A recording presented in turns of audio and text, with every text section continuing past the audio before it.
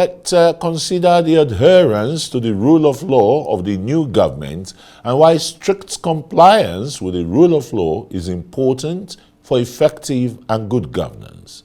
Dr. Sam Amadi is here to look at this issue. Thanks very much, Sam.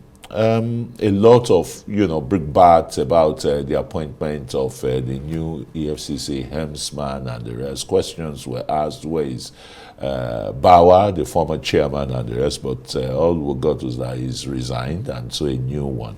What is really this position of the act of the EFCC? Well, first, let me start with Bauer. I think we should, by now, move away from these mysteries around former public officials. When they resign, they walk away. We should see them walk away. If there are issues against them, we should prosecute them. So the notion of this guy being away for like 3 months or thereabout or more, and we know he has resigned, but we've not seen him, nobody, so that's not good for our democracy. But again, back to the key issue. The position of the law is, in what to call red letter law, black letter law, is simple. To be a chairman of INEC, you have to be a member of the security forces or law enforcement agencies of the equivalent of an assistant commissioner of police, ACP, and you must have spent no less than 15 years. Cognate experience. Now, 2 words there. First is a member of the law enforcement or security agencies, and so conventionally, he has always come from the rank of police. Bauer, the guy who left there, was a cadet who went to the EFCC training school as a cadet. So he didn't raise much issue. What the government argues is that being secretary or chief of staff in the commission is being it's as good as cognate experience. Yes, and also being a member of law enforcement. But the key point here is that you are coming to the EFCC from a law enforcement background, not that you are already from a legal for law enforcement or security background. Yeah. So not that you are, for example, every staff, if you're employed as an accountant in EFCC, then you can claim to have that. I don't think that's what the law intended. The law intended, it might be a bad law. People have argued. For example, the guy who did a lot of work in Kenya was a journalist, reputable for fighting corruption. He got there. Ocampo, who became the ICC chief prosecutor, who was Argentine anti-corruption czar, he's a professor of law. He later came to Harvard, finished there, and they took him to ICC. So there's no great logic why it has to be only a security, police officer or a DSS or a military, because this is fraud. It's not about shooting range. It's not about shooting criminals. It's about fraud. So a forensic scientist, an accountant, a lawyer, an economist could fit in.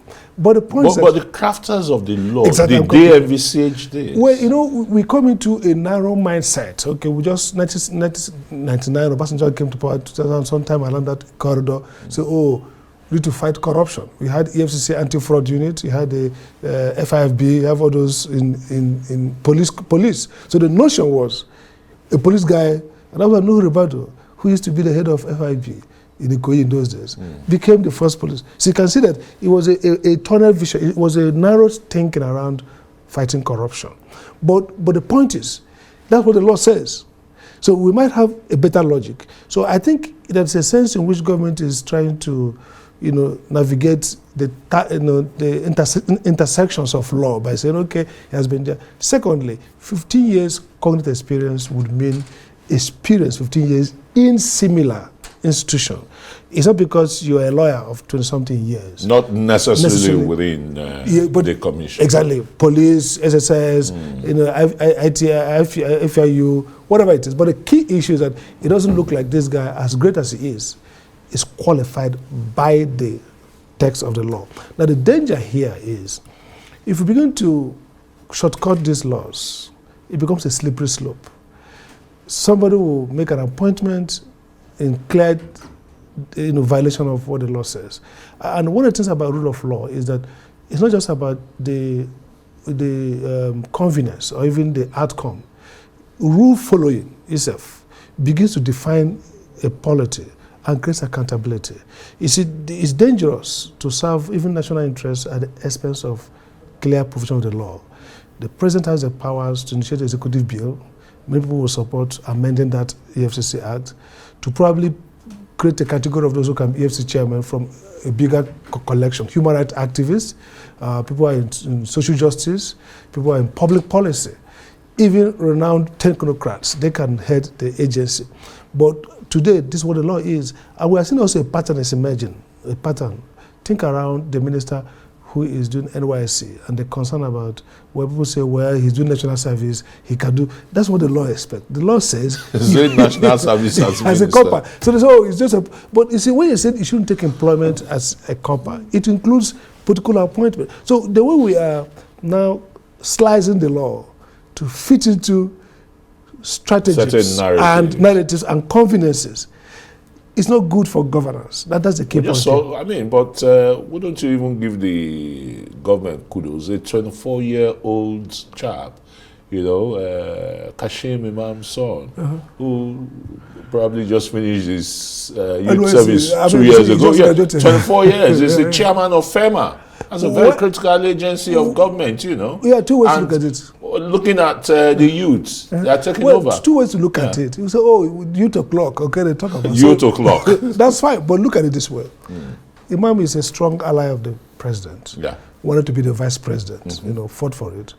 He's still a strong leader. So show in his son in his place. That's a more believable narrative. Now, has that guy, to be a board chairman, in fact, it's better to be a CEO as a youth than a chairman of the board. The complexity of board is not it's not a technocratic work. No. So it can be the chairman, it can be chief accountant, it can be chief strategist. Assuming you're a genius from Stanford, Cambridge, Harvard, ABU, Soka, whatever it is, you can be director of finance. To be the chairman of a board is more of a policy and political work. So the experience is what counts more. So I think it's not a fit and proper appointment. Because you see, this is a guy who has no experience. A board job is to deal with complexities of diverse interests. So the Southeast rep is there, the Northwest rep is there, everybody's coming there, and this guy chairs a meeting. Yeah. So I think there are certain way we're running the government that is really not good for quality delivery. Isn't that why a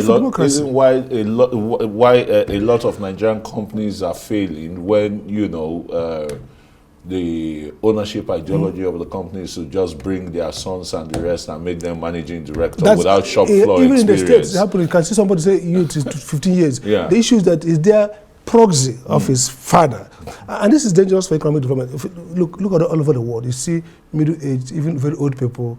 The notion that you want young people to fill the space is not a good one. We need people who can deliver the job. Nigeria is not a very old school. If you look at the governors, look at honorable members.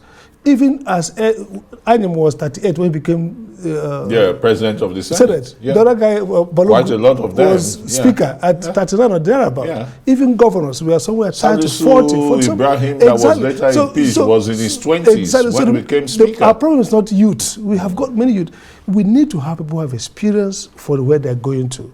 And so, yes, it might sound great. If you don't give them the chance, how do they gather the experience? How do they gather Good question. You get experience from the flow. For example, from the shop floor. You don't have to be a governor.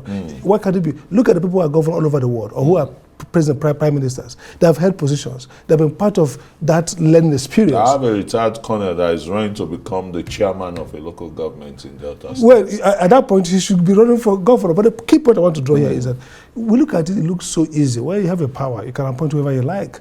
But the consequences of wrong appointments, especially those that violate the constitution and the rule, those that create dissonance in institutions, people feel like, well, if I'm going to have this NYSC holder sit on this board because his father is connected to X, then it demoralizes the team and create their functionality. So I think that I would prefer CEO as a 25-year-old boy if he has the intelligence to run technical work. For example, nothing stops him from being, for example, the head of, let's say, a regulatory agency, which is technical.